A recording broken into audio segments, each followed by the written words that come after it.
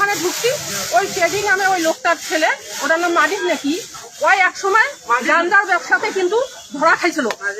উনি কয় কি হ্যাঁ আমরা বিএনপি করি, আমরা আমাদের জেল খাচ্ছি, আমরা কখনো রাজীব প্রধানকে ছাড়া কাউকে ভোট দিব না।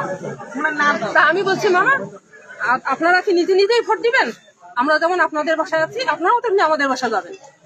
এমন আমার সাথে ব্যবহার করলো। তখন আমি কিন্তু তোমার মামি হই আমি। বাবা এটা বলতে পারো যে মামির জায়গা ভোটের জায়গা।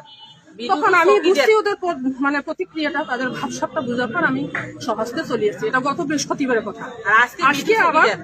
আজকে আবার ওই যে ওই মহিলা আমাদের কর্মী ঢোকার কারণে ওনারা এক পর্যায়ে বোরখা খুলি নেন, আবার হিজাব খুলে নিয়েছে।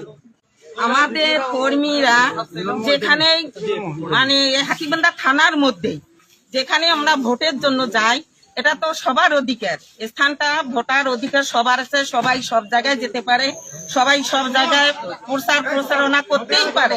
তাহলে আমরা তো কারোর সাথে যুদ্ধ করতে জানি না, লড়াই করতে জানি না, কাউকে আমরা বাধা দিই।